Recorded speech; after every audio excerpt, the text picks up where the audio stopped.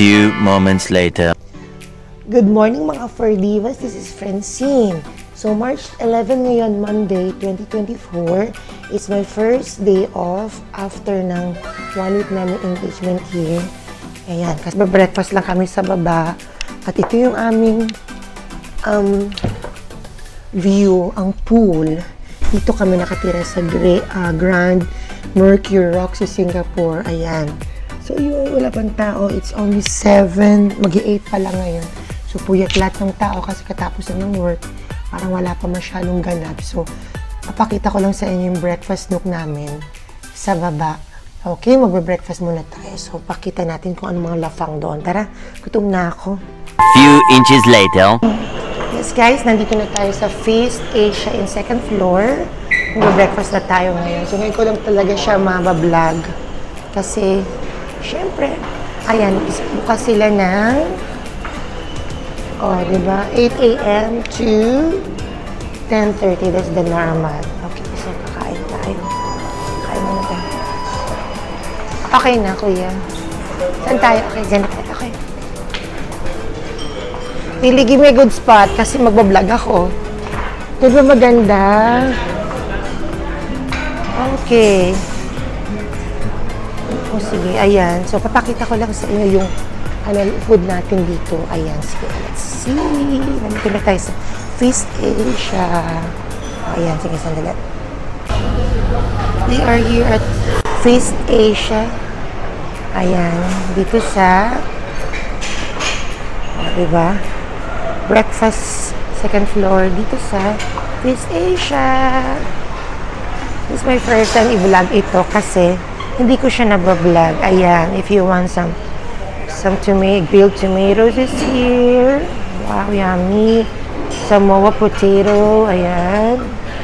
Hash potato. Vegetarian ka. Yeah, like roasted pumpkin is here. Wow, of course, walang kamatayang pork bacon. Ayan, they're open around, they start to open around 6 a.m. to 10:30 a.m. normal yan. Hard-boiled egg. If you want them, Indian food is there. Ayan. Umpa. Scrambled egg. Baked bacon. Chicken sausage. Something like that. And then para siyang chop suey here. Wow! They also have fish. Oh, they have fish. Oh, steamed rice. The best. What's this one? Chicken rendang. Ah, it's chicken rendang. Still, okay. Fish. And we have here the dim sum, nandoon sila. Yung dim sum, masarap yan. And then, syempre, may coffee dito. You want some coffee. Pili ka lang kung anong coffee mo dyan. Espresso, cappuccino. But usually, I take the cappuccino. Ayan. And then, ito yung mga kanilang pumpkins. O, diba? You want toasted bread. And here's the vegetables here inside. And fruits. Yun lang, malaki siya. Malaki. Ganda ba yung natin? Maganda siya. Actually, pinarenovate na nila yun Ayun sila. Okay. It's nice. May get here.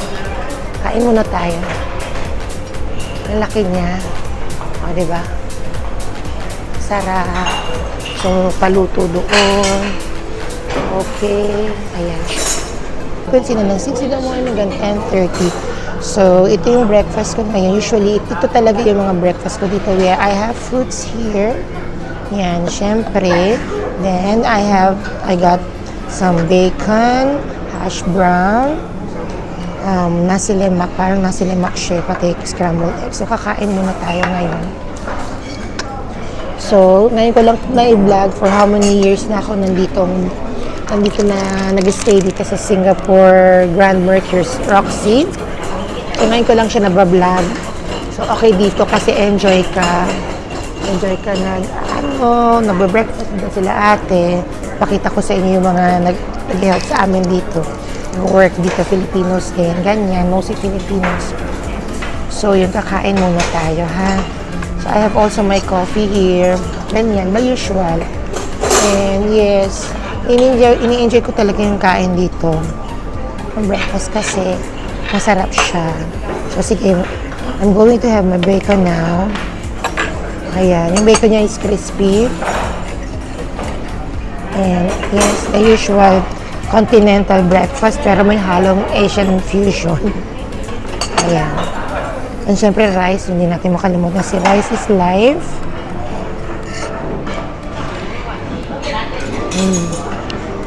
Sarap.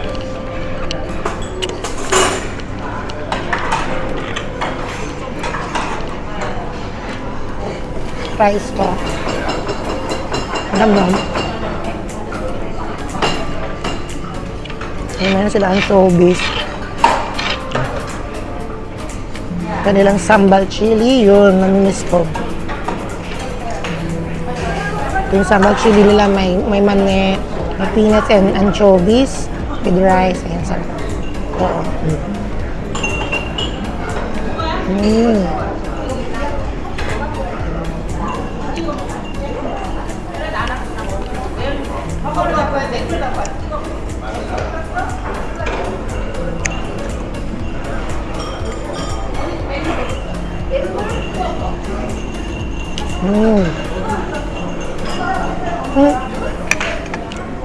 I have here yung siomai nila pero shrimp.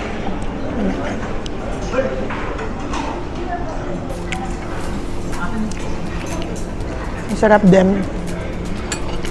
May ano siya eh, dim sum sauce, chili sauce. Ayan.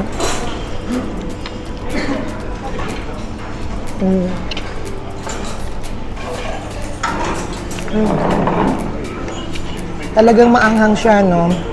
Yung chili sauce.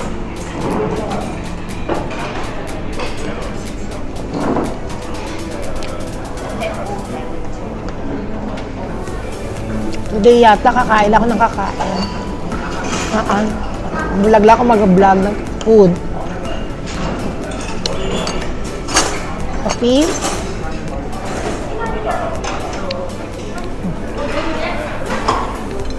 Ang ganda cappuccino coffee. Hash brown. Hash brown. Hash brown. Ayan, hash brown.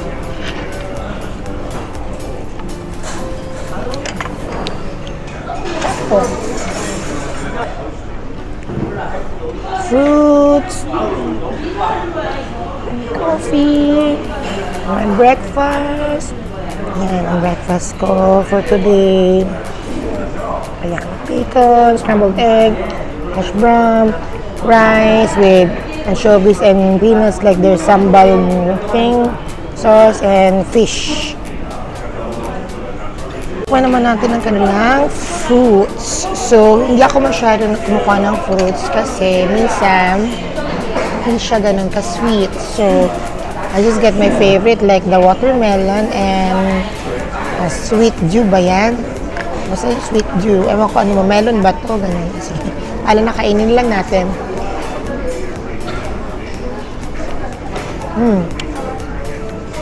Never go wrong with watermelon. Especially now here in Singapore. Ano siya, summer. So, kailangan watermelon para hindi ma-dehydrate. Kasi water yan eh, di ba? Sweet.